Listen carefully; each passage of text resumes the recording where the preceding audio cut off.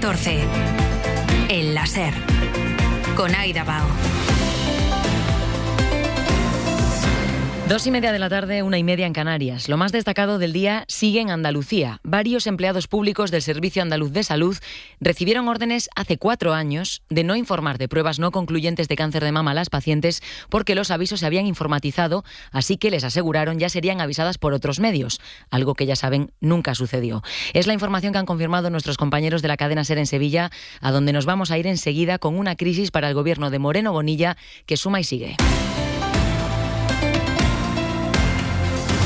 Como decíamos, ahora la ampliamos, pero antes nos vamos a ir a Alicante con un nuevo presunto asesinato machista. Hay 2 hombres detenidos. El cuerpo de la mujer fue hallado este viernes, aunque lo hemos sabido hoy. La delegación del Gobierno confirma que se investiga, como decimos, como un asesinato machista. ¿Qué más datos tenemos? Daniel Rodríguez, adelante. La Policía Nacional investiga como presunto caso de violencia de género la muerte de una mujer de 37 años en la ciudad de Alicante. Por lo que sabemos hasta el momento, hay 2 hombres detenidos tras el hallazgo este viernes del cadáver de la mujer. Fuentes consultadas por Radio Alicante señalan que todavía no se le ha practicado la autopsia a la víctima, pero todo hace indicar que se trata de un crimen machista, según ha confirmado la Delegación del Gobierno contra la Violencia de Género. El Juzgado de Guardia de Alicante ha decretado secreto de sumario y por ahora no han trascendido la implicación de los arrestados ni más circunstancias del crimen. De confirmarse, sería la víctima número 33 en España por violencia de género y la segunda en la Comunidad Valenciana en lo que va de 2025. Recuerden que el 016 es el teléfono contra la violencia machista. Está disponible a todas horas los 365 días del año. Llamarles no deja rastro en la factura,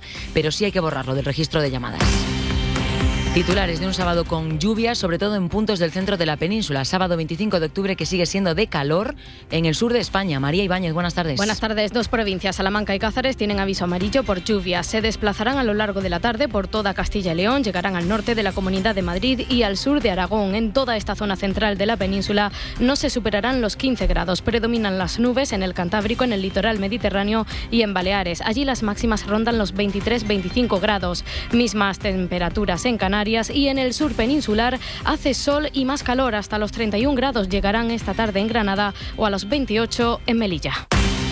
Y en los deportes tenemos por delante una tarde de fútbol en primera y en segunda, después de una mañana de MotoGP y antes de un Madrid-Barça de mañana domingo. Mario Arroyo, buenas tardes. Muy buenas. En vísperas de Clásico, 4 partidos correspondientes a la 10ª jornada de Liga en Primera División para esta tarde. Desde ya se juega el Girona-Oviedo en Montilivi, de momento con empate a 0 en el marcador. A las 4:15 de la tarde, duelo en Cornellá entre el Español y el Elche. Desde las 6:30 de la tarde, el Getafe viaja hasta Bilbao para enfrentarse al Athletic Club en San Mamés y el día de competición se cierra a las 9 de la noche en Mestalla, donde el Valencia recibe al Villarreal. Hora 14. Aida Bao.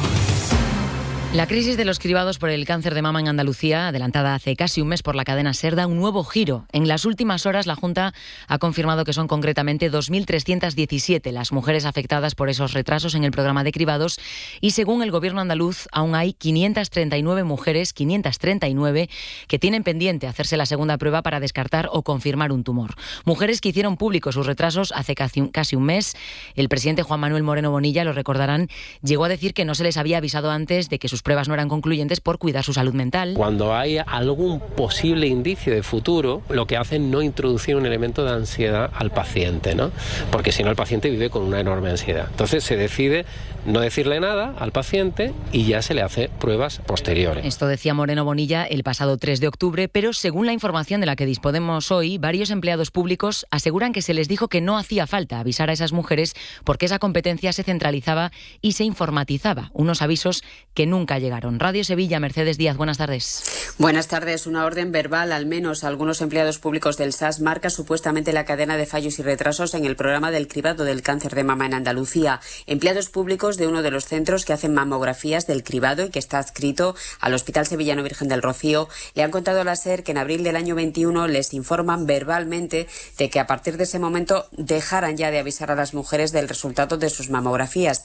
Dejan de tener la obligación de hacer llamadas de teléfono teléfono o de enviar cartas. Todo ese trabajo, les comunican, se centraliza en el hospital porque todo el circuito se informatiza. El diario El País ha adelantado esta mañana que otros administrativos reciben esa orden en el 22 y dice el periódico que desde entonces lo haría de manera automática un nuevo sistema informático. El caso es que unas 1.800 mujeres tardaron meses y hasta años en recibir una carta ordinaria o una llamada telefónica del Virgen del Rocío para someterse a una nueva prueba porque su primera mamografía era sospechosa. NTT Data es la empresa que se hace cargo de las plataformas del SAS a partir de enero del año 22, pero no del cribado del cáncer de mama. Deja en manos de la empresa informática que ya lo gestionaba, subcontrata con ella para que continúe con ese trabajo. NTT Data ha dicho esta mañana que su labor se limita a mantener operativos las Gracias, Mercedes. del Servicio Andaluz. Gracias, Mercedes. Mañana domingo la Asociación de Enfermas de Cáncer de Mama ha convocado una movilización en Sevilla contra la gestión de Moreno Bonilla por toda esta crisis.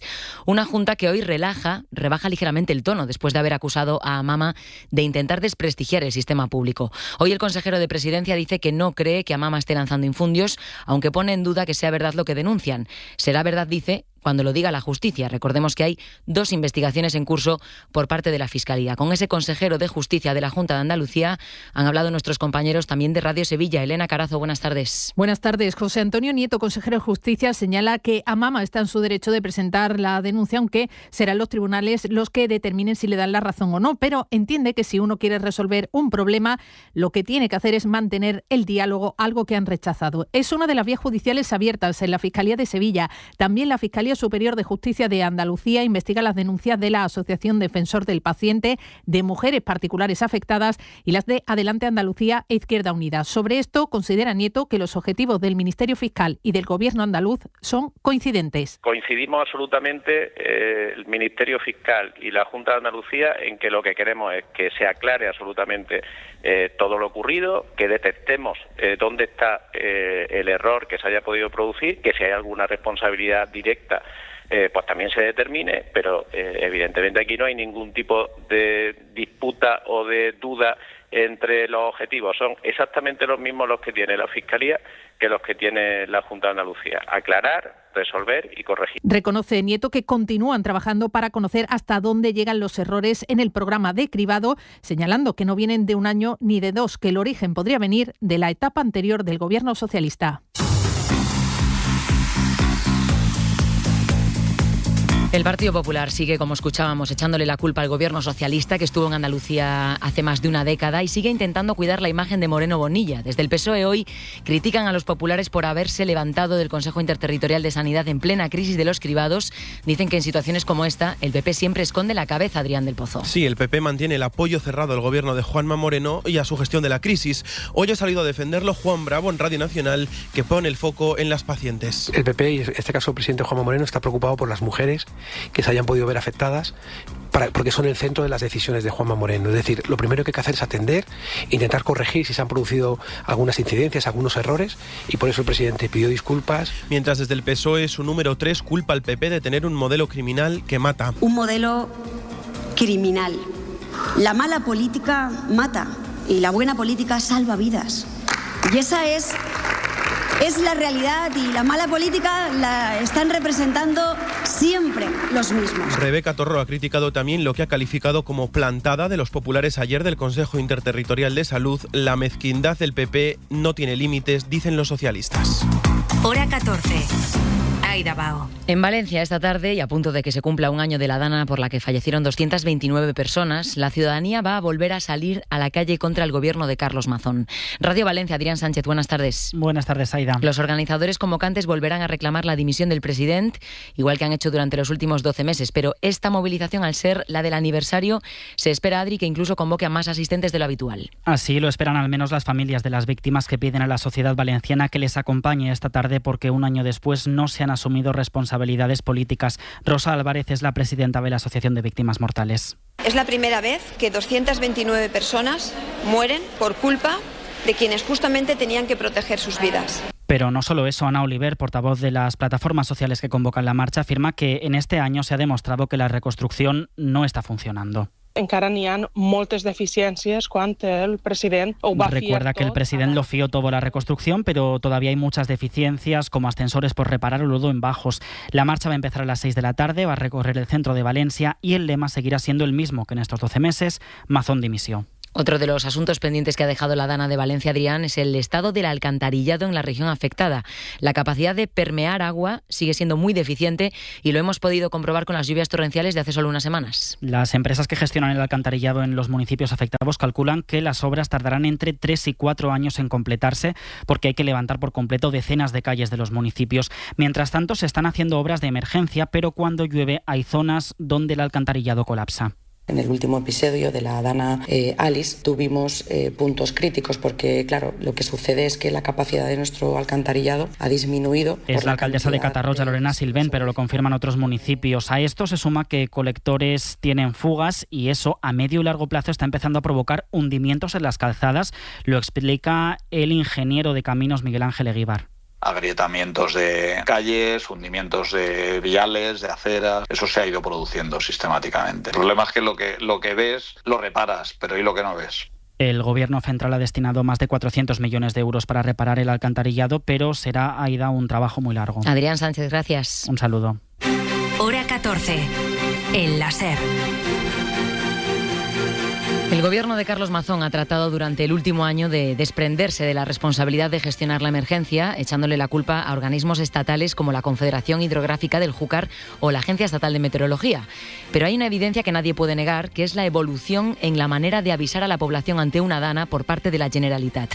En el último año hemos visto como de la alerta que se envió el pasado 29 de octubre a hoy hay cambios muy sustanciales en la antelación con la que se envía la alerta, pero también en el contenido, en el texto que se pone en esa alerta. Almudena Lopesino. 29 de octubre de 2024 son aproximadamente las 8 de la tarde. Y a esa hora, y así como podemos escuchar, bajaba el agua por el Barranco del Pollo. La Generalitat todavía no había mandado en ese momento la alerta a la población. La EMET mantenía el aviso rojo y los móviles sonaron a las 8:11.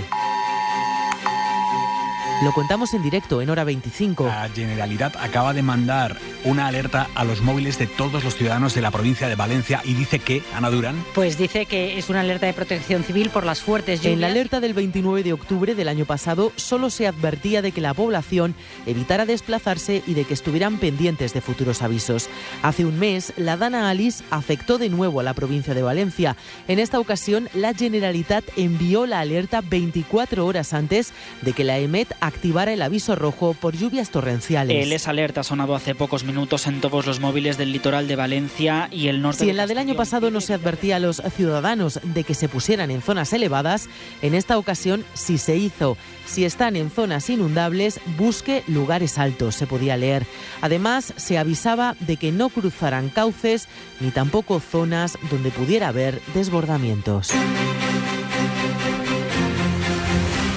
Ni de la Dana de Valencia ni de la crisis de los cribados por el cáncer de mama en Andalucía ha querido hablar hoy Alberto Núñez Feijóo, que desde un acto en Aragón sí se ha referido a la comparecencia de Pedro Sánchez el próximo jueves en el Senado, en la que el PP le va a pedir explicaciones, entre otras cosas, por el caso Koldo, una supuesta corrupción que Feijóo sigue intentando vincular a Sánchez aunque no haya pruebas. Si miente, irá al juzgado. Y si dice la verdad, también. Palabras de Feijóo sobre el presidente del Gobierno hoy en Zaragoza. Lo que también termina la semana coleando en la política española son las políticas de vivienda. Un problema, el de los precios y la oferta de vivienda, que no hace más que crecer en España. Carlos Sevilla, buenas tardes. ¿Qué tal? Buenas tardes. Sí, y como ejemplo, 4 datos. La mitad de los caseros en España son grandes caseros que tienen entre 3 y más de 10 pisos, según la agencia tributaria. Además, el alquiler medio supera el 50% del salario mínimo en 18 capitales de provincia, de acuerdo con los datos del INE publicados esta semana, y comprar una casa es hoy un 17% más caro que hace un año, según el portal Fotocasa. Aunque en el conjunto del país los precios siguen ligeramente por debajo de los máximos de 2007, en las ciudades más dinámicas el techo ya se ha roto. Y en portales como Idealista, el 13% de los pisos se venden en menos de una semana. Pues con estos datos, cada partido político propone su propio remedio. Sumar ha insinuado esta semana que la ministra de Vivienda, Isabel Rodríguez, debería irse y piden más intervención. El Partido Popular carga contra esa intervención y dicen que la solución está en construir y en dejar actuar al sector privado. Y en el PSOE, después de que España haya pedido en la Unión Europea medidas legales para reducir la compra de vivienda no residencial ante un mercado que, dice Sánchez, no funciona, van a intentar aquí en España reactivar las medidas parlamentarias que propusieron en nuestro país y que de momento han quedado paradas. Josué Coello, buenas tardes. ¿Qué tal, Aida? Buenas tardes. Los socialistas quieren presionar al resto de grupos para que apoyen las medidas que el Partido Socialista tiene bloqueadas por falta de apoyo por el momento. Sí, después de una semana en la que la política de vivienda ha provocado un nuevo roce entre PSOE y Sumar dentro del gobierno de coalición. A nosotros se nos está acabando la paciencia con Isabel Rodríguez. Su tiempo en el ministerio sin duda se va a ir acortando. Con amagos de pedir dimisiones, ahora sí, ahora no, con llamadas de disculpas de Urtasun a Rodríguez y con una ministra en entredicho. Creo que dramatizamos demasiado en este país. El PSOE quiere limar asperezas con los socios en esta materia y reactivará la tramitación parlamentaria de dos proyectos que estaban parados por falta de apoyos. Uno sobre fiscalidad inmobiliaria, planteando un IVA del 21% para alquileres turísticos, un nuevo impuesto del 100% sobre el valor de la vivienda para compradores extranjeros no residentes en la Unión Europea y un endurecimiento del 15 al 21% del impuesto que pagan las sociedades que invierten en vivienda. Una batería de medidas fiscales que ya fue presentada en mayo por la ministra Isabel Rodríguez. Poner coto a los pisos de alquiler y también a las inversiones de extranjeros no residentes con fines que no son los del acceso a la vivienda. Fuentes de Sumar valoran que se recupere ahora esta iniciativa, pero recuerdan el decreto presentado por la formación hace unos días con medidas en vivienda. Decreto que por ahora no se va a tramitar por las complejas mayorías parlamentarias, pero que Sumar quiere rentabilizar. Y es aquí donde entra en juego el segundo paso que dará el PSOE para contentar a los socios. Apoyará la ley de los grupos de la izquierda para limitar a 6 meses el alquiler de temporada. Y todo ello mientras Sánchez da pasos en Europa. Los precios de la vivienda están drenando las rentas y las esperanzas de la ciudadanía en favor de un sistema que especula con lo que hemos dicho, con un derecho. Para recuperar la iniciativa con la vivienda y ya de paso calmar a los socios. El Partido Popular insiste en que intervenir el mercado no es la solución. Juan Bravo, hoy en Radio Nacional. Nosotros no compartimos el intervencionismo. No es la solución, no ha sido nunca. O sea, usted cuando coge cualquier país comunista que está con un país que tenga libertad, la gente hacia dónde va, ¿del comunista al de la libertad o del de la libertad al comunismo? Yo sé que la gente se va del país comunista e intervencionista al país de la libertad. Hablan en el Partido Popular de países comunistas, pero es que en Europa están interviniendo el mercado capitales que poco tienen de comunistas, Carlos. Sí, por ejemplo, en Francia, París cuenta desde hace años con un tope del alquiler por metro cuadrado. En Alemania, una ley impide que un nuevo contrato de arrendamiento esté por encima del 10% del alquiler medio de la zona donde está la vivienda. En Italia, en ciudades como Roma y Milán, las asociaciones de propietarios y de inquilinos fijan de forma consensuada alquileres más asequibles siguiendo una tabla de precios fijada por cada municipio, y un sistema similar utilizan en Suecia desde la Segunda Guerra Mundial. Hora 14. Lo que pasa. Lo que importa. Otro tema instalado en el debate político por iniciativa de la derecha y la ultraderecha es la población migrante, sus derechos y sus obligaciones. El Partido Popular Valenciano, apoyado por Génova, ha apoyado esta semana, como pedía Vox, hacer estadísticas allí para diferenciar entre el uso que las personas migrantes hacen de las urgencias o cuántos hacen donaciones de sangre en comparación a los españoles. El gobierno los acusa de racistas e insiste en que sin los extranjeros el sistema no aguanta. De hecho, el Ejecutivo da un dato en el que hoy queremos profundizar. El presidente Sánchez asegura que si no contamos con las personas migrantes, de aquí a 20 años no se podrán pagar las pensiones, por ejemplo. John Jiménez, buenas tardes. Hola, ¿qué tal? Buenas tardes. Aida. Vamos a dibujar las dos Españas con y sin migrantes. ¿Cómo sería nuestro país a nivel económico dentro de 20 años en este primer escenario, sin los migrantes? Viajemos primero a ese hipotético 2045, en una España con gobiernos que hubieran ido aplicando medidas restrictivas a las personas migrantes. Sería imposible mantener el sistema de pensiones o las partidas de sanidad o educación tal y como las conocemos hoy en día. Es Ramón Mailla, doctor en Economía de la Universidad Autónoma de Madrid. En 2045 más o menos estará el pico de jubilaciones del baby boom en España, ¿no? Entonces, si hay un momento crítico precisamente para sostener el sistema de pensiones, por poner solo ese ejemplo, será ese momento, porque ahí si no hacemos nada, cede el sistema a algo absolutamente insostenible, ¿no? Y sin inmigrantes, cambiar la inercia demográfica con políticas de natalidad tampoco es posible. Ni siquiera con políticas de natalidad súper agresivas vas a conseguir que la inercia demográfica se corrija significativamente. Entonces, o renuncias a crecer o es imposible seguir estando como estamos sin inmigración. Aunque este escenario, según el economista Mailla, es inconcebible. Prescindir de la inmigración hoy en día es una especie de terraplanismo económico y demográfico. Vamos con el otro escenario, John. Una España en 2045 que sí hubiera emprendido medidas favorables a la inmigración. En este caso, el mantenimiento del estado de bienestar o el pago de las pensiones sí sería posible. Por eso, Josep Oliver catedrático emérito en Economía de la Universidad Autónoma de Barcelona, dice que son imprescindibles. Pensiones los necesitamos, dependencia los necesitamos,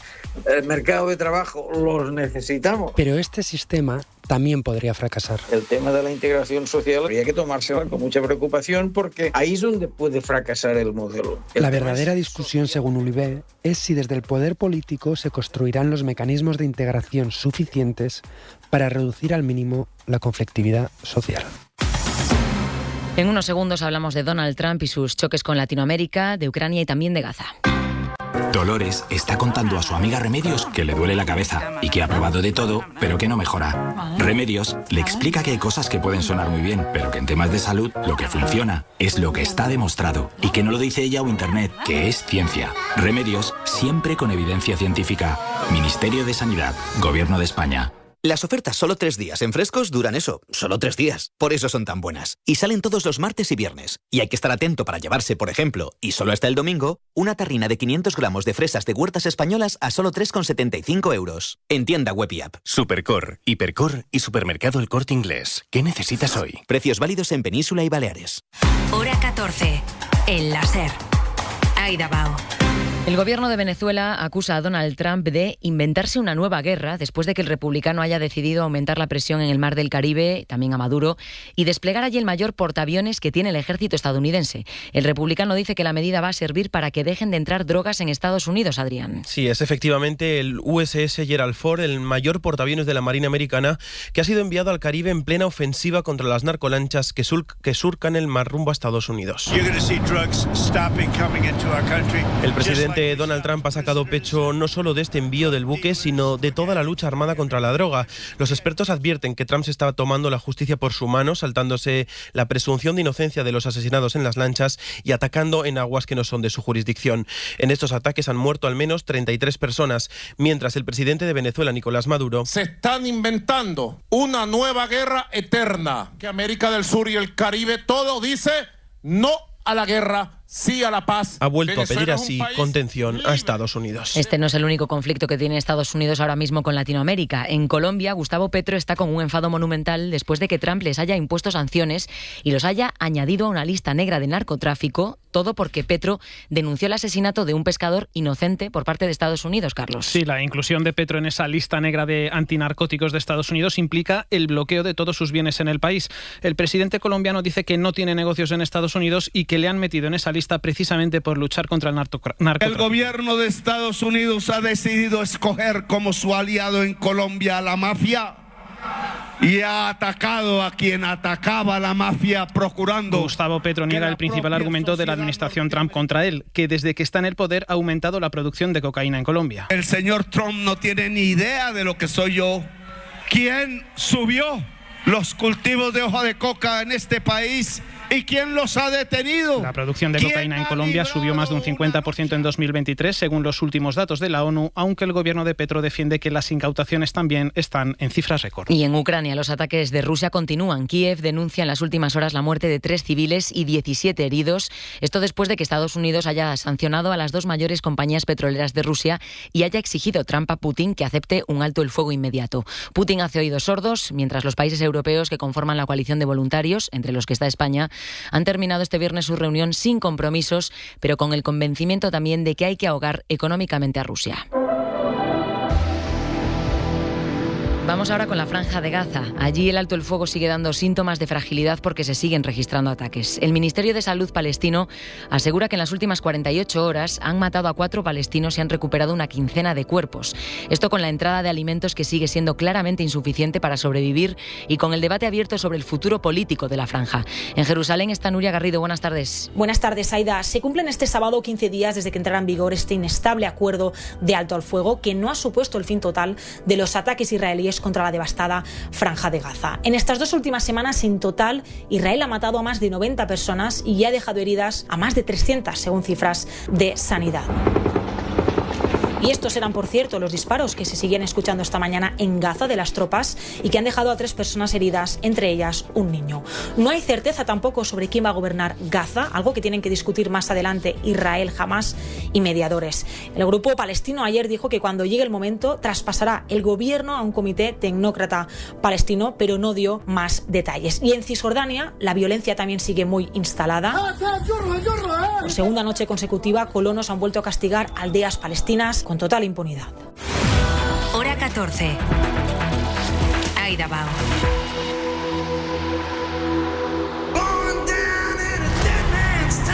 La historia real de Bruce Springsteen ha llegado a los cines. Busco algo auténtico entre tanto ruido. Siempre lo encuentras. Es la mejor película del año según la crítica. ¡Te quiero, Bruce! Springsteen, Delivering from Nowhere. Ya en cines.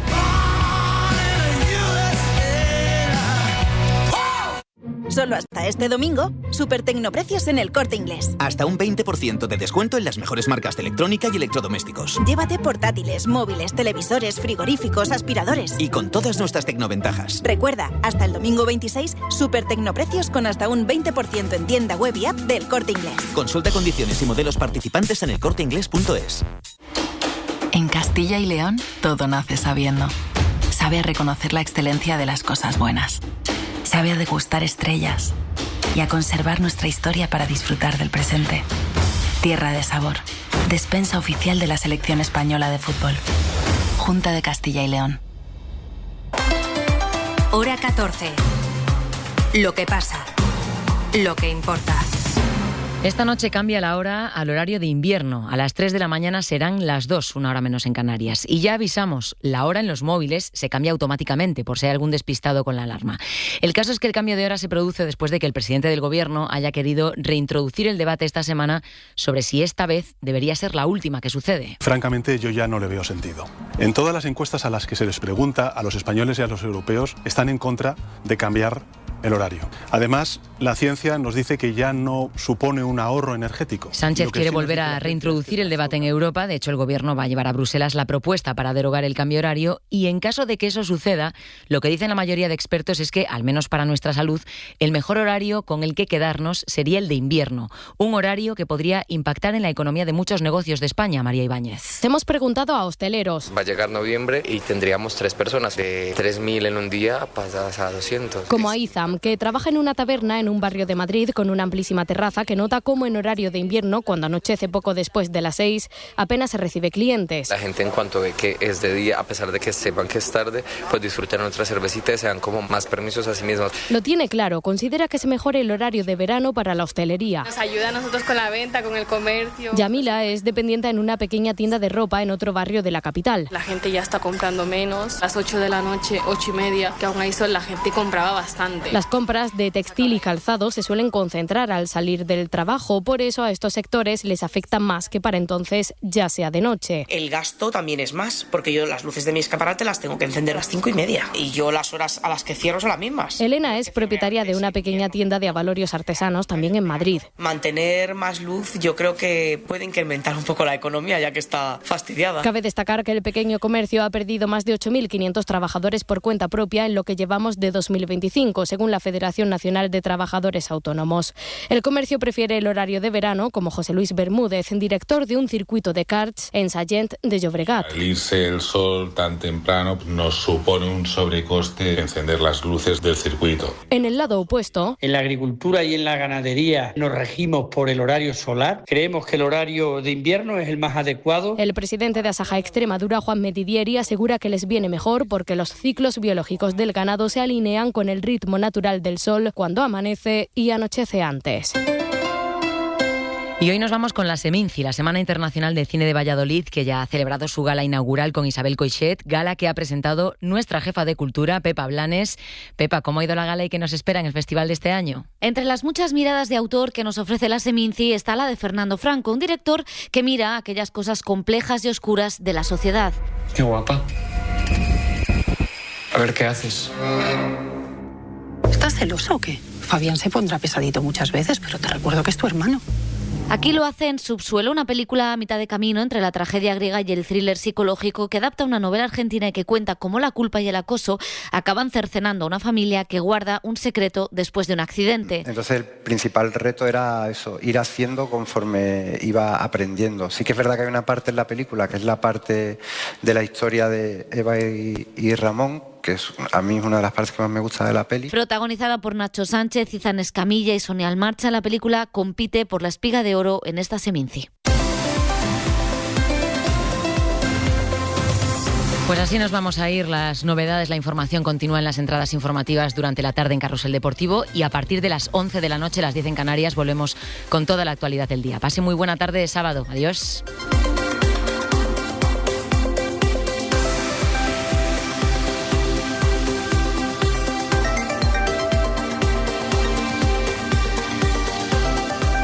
Hora 14. Suscríbete ya en la app de la SER, en nuestra web o búscanos en tu plataforma de audio favorita.